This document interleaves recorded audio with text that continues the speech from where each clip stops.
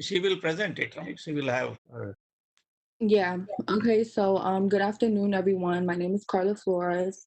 I'm an uprising senior, civil engineering major, and I did my report on the engineering ambassador program, like you said, to engage high school and community college students' interest in STEM. And will you be able to share your screen? Are you going to share Yeah, your I was gonna screen? do that right now. Okay, excellent. Let me see. So Dean Shetty, you can, thank you. You Yeah, can see it. yeah. All right. And hit F5 so we can get a full screen. Oh, presentation, thank you. Okay. So, oh, turn on. All right. So, like I said, my report was on the ambassadors program. A little bit of background and introduction. So, only 13% of the entire workforce in the United States are STEM majors. This includes like computer science, biology, chemistry, engineers. So, that's actually a small percentage for all those majors. As the nation's infrastructure continues to age and we develop new technology and we modernize our world, STEM related fields will increase in demand. So, how can we increase the number of STEM professionals? One way is to start introducing STEM to students at an earlier level. So, this can be as early as elementary school and middle school, and of course, high school. Unfortunately, when it comes to subjects like math and science, those tend to be the least liked subjects for young students out of all their curriculum. And those subjects are key elements to STEM majors. So we have to definitely change this negative viewpoint of STEM related subjects. How we can do that is to show these students the benefits of STEM in more engaging ways and show them how these concepts are applied to our real world. So usually like when students are young, they don't really know that like math and science is in everything that's around you. So like for example, we visited some sixth graders and most of them didn't really know what STEM was or like engineering or anything of that. But the way we got them to like engage was by saying that something so simple like the desk they were sitting in or the building they were in or the phone they use, all of that requires like math and science in order for it to be working and for it to have been created. So simple things like that helps them understand the importance of STEM related subjects. Also, creating STEM based schools within communities. So, for example, Washington D.C. is a good example of this. We have many STEM based schools like McKinley Tech, H.D. Woodson, and Phelps. McKinley Tech is a technology high school, and Phelps is a construction and engineering high school. Unrelated to UDC, I actually worked at Phelps last summer, and it was good to see how much being at a STEM based school actually influences students to major in STEM related majors. So I built a lot of connections and I got to speak with a lot of the students, and they actually all like most of them were going into like mechanical engineering, into computer science. So being at a STEM based school actually does push them towards STEM based majors. Unfortunately, not everyone has access to these options, whether like these schools are too far or not in their neighborhood, or maybe like it's just a regular public school and they don't have the funds to do things that some schools have. That is why we created the ambassadors program here at UDC. Our main goal is to basically bridge the gap between those students who are underexposed to STEM and those who do have access to things like this. The C's department of UDC created the ambassadors program with a research grant from the NSF. We mainly want to promote STEM related concepts to all students from the middle school level all the way to community college. So the youngest we do is middle school. We also want to promote diversity. STEM is also, as as you can see, like it usually tends to be like predominantly male, or there's not a lot of minorities. And at UDC, our ambassadors are actually pretty diverse. We have people for like international students, a lot of different backgrounds, and we have representation in women like myself. Um, there's two parts to the ambassadors program. The first part is the risk and resilience program, which happens during the summer. And then the second part is the UDC outreach program, which is during the fall and spring semester. So, um, to start the research during the risk and resilience workshop, what happens, it's a 3-day workshop that happens at UDC. It was over the summer. So the first thing they did is like just an introduction, get to know each other. And like the main part of the workshop was the interactive activity. So basically what they did was they had a competition to create the strongest design of pillars. They had to make pillars out of paper and see which design held the most amount of papers. I'll show you in the photo next. They also got to tour and discuss civil engineering and electrical engineering labs. So they did like mini labs with some of our lab instructors, like Dr. Sanchez. So they got to see a little bit of everything, and they also received a certificate at the end.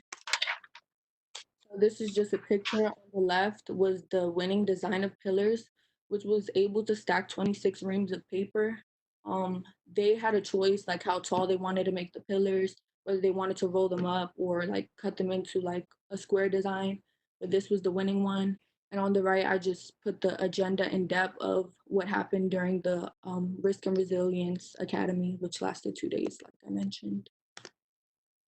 Then is the ambassadors program, which is actually when I joined. I joined last spring, so it's been 3 semesters that I've been a part of the ambassadors program.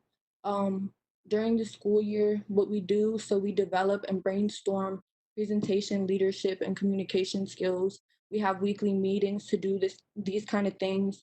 We plan and organize the events that we're going to attend, whether they're on campus or off campus. We do classroom presentations, STEM fairs, or we have them visit us, like I said.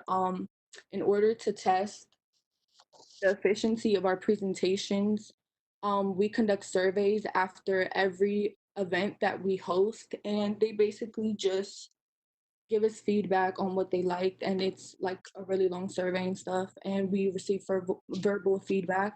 So we were able to do 9 events in the 2019-2020 school year. It would have been more, but unfortunately, because of the virus and everything, we actually had to cut short and we were only able to do 2 this semester. I'm sorry, it froze. Okay. So one of the events that was actually my favorite was the student women engineering slash mechanical engineering. They hosted an event called See What You Can Be.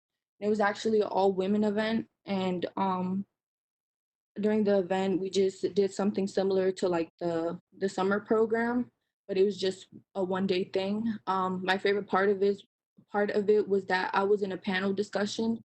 The students got to ask us like personal questions, like real life questions that they had about going into college, or just why we chose our major as opposed to another major, or just anything. Like we were as honest as we could be to these students. And something that really stood out to me was that one of the girls, she went to school in Virginia, and she said that she had drove like 1 hour with her parents just to come to that event. So that really stood out to me, because people are willing to do things like that just to come to an event like this, because they may not have access to something like this in their school. So that was really nice to me. This is just a picture of the end of the risk and resilience program when they received their certificates at the end. And then this was another one that was my favorite. It was the McKinley Tech. They visited UDC. They had like a little mini tour of UDC. This photo was before we began a competition to design and plan the strongest building structure that would be able to survive an earthquake stimulator. So we were split into different groups, and whoever created the strongest like structure won like a little goodie bag or something. Um, and then they also got to engage in a brief lab tour and some presentations from some of our professors as well. So this is just some sample data.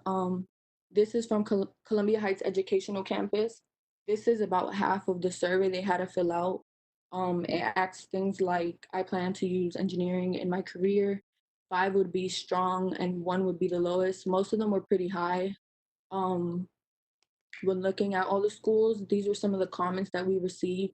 The most common feedback was that the best part of our event was the earthquake simulator. or the interactive activities. So they always said that the activities what stood out the most. Or also someone said that being able to get insight on the engineering and UDC's department in general. And then we also take the feedback that they give us, which is like maybe sometimes when we have presentations, make them more interactive, because that's the whole point of our program, is to make sure we're not like presenting this in a normal way, because that's what schools tend to do. It's all about the presentation. If you don't engage your students or show them that it can be fun, then they don't become interested in it. So overall, the benefits and results I got from this report was that we were able to give exposure to students who may not have knew a lot about STEM or what it was, especially middle school students, because they're so young. They do, of course, take math and science, but it's like um, it's just the really early level, so they're not really familiar with what STEM is. And we got to engage them in conversations when we visited some sixth graders at Columbia Heights Educational campus. So yeah, that was one of the things. Also, like I mentioned, we I was able to show representation for women as a Latina woman. It makes people feel more comfortable, especially like when there's young girls who might be into like math and science or like STEM. They usually feel like intimidated because it usually does tend to be like a male. Um, Usually just has a lot of males. So when they see someone that looks similar to them, the schools we visited tend to be a lot of minorities. So when you see people doing big things that are not that common, like it gives them comfort. We were also able to bring students activities they had never seen or done before. Even with schools like McKinley Tech, that's a technology school, STEM-based school, we still were able to do something they had never done. So like the earthquake thing, they said they never did that before. And it was really interesting to them. And they actually do like a lot of things. Like they had done like robots and stuff. And that's something we were gonna try to do at other schools, but I'm glad we didn't do that one at their school because that's something they had already done. So it's kind of like hard to find something they hadn't done, but we were able to do that and receive really good feedback. And then also just to give high school students insight on the college life here at UDC and what it's like, the experience of real college students that are STEM majors, and just being as honest as possible with them. So moving forward, we just hope to encourage young students to seek an education in STEM related fields and continue to promote STEM and all the disciplines. So it's not only like about the in classroom work, it's also like a mindset. As an engineer myself, like you tend to think differently, like you do more critical thinking or you're a problem solver. You handle situations differently. So we try to teach them a little bit about that, the mindset to have. And as our program continues to grow, we want to improve our approach based on what we're receiving, the feedback we're receiving. That's really important because they are our target and our audience. So we have to take what they say in order to make the program even better. And just this spring semester, we were able to get like 5 new people into our program and expand. So it's moving in a really good direction. Thank you so much for watching. Any Very good. You appear to be a good ambassador for STEM. Yeah, Thank you. I'm quite. It was a very good presentation on your experience. Thank you. Like, let me start with a question. Like, how many schools did you visit? So we were in the 2019-2020, we were able to do 9. We 9 actually had 3 or 4 more left to do in the semester, but like I said, due to everything, we had to cut short on those. We were trying to do some virtual ones, but it was really hard to get like such a large number of students. But we definitely are still planning for like the fall. Hopefully, we'll be back on campus. But Right, if not, we will definitely still do like virtual things and we'll be more prepared as right. we adjust to this. The next question is your focus seems to be risk and reliability, right? So when you went there, that is what you were talking about, earthquake and other issues, right? So the technical part of it was related to risk and reliability. Is it so? Oh, yeah. So the risk and resilience, I personally was not able to attend that. I hadn't joined yet. This was before. So I actually personally didn't do that summer program. But the risk and resilience part of it is basically, like I was speaking about at the end, it's the mindset that you have to have as an engineer. You teach them that as an Right. engineer, sometimes you have to take risks and you have to use your own judgment to approach problems. And that's what I've actually been learning as a student for the past 3 years. Like, you start to realize that some things don't have a direct answer and you have to take a risk, or you have to like problem solve. Like, this may not work, but now I have to take my mistake from here and make sure I can make it better. So that's kind of the mindset we try to embed in them during this summer program. And yeah, that's the risk and resilience part of it. Okay. Very good. Good answer. So let us open it to the audience. Anybody has questions on Carla's presentation? I was just wondering, have you guys collaborated with any other on-campus organizations to carry out these programs? Can you hear me? um Not really, not like Sure. The directly. audio is working. Give me a nod if you can hear me, please. I'm sorry. Yeah, Andre, we can hear you, but I'm just trying to get it clear with Carla what she's saying. So not really, but like most of us that are in the ambassadors program, we're in another thing. Like, we're either in WEF or we're in ASCE. So we don't really, we haven't really done anything to like connect to organizations, but that is something that now I am open to. I never really thought of that. I could probably present that in one of my meetings. Okay, that sounds good. Because I'm currently the chair of the ASME, American Society of Mechanical Engineers on campus, and this initiative would be something that we would be interested in participating in. So we could talk further about that. But I was just trying to find out if you did any collaborations prior to this. Oh yeah, that sounds great. Cause yeah, we do have some people like, Babacar. Yeah, I know Babacar. He's in that with us. So we try to have one person from each major so that we could like they could speak on their experiences and stuff. So we do have guest speakers sometimes. So that probably would be do in the future. Have like maybe you or someone as a guest speaker. Yeah, that sounds good. All right, we'll talk further about this, but thank you for answering the question. You're welcome. Any more questions? Time for one more, or if not, we can go to the next one.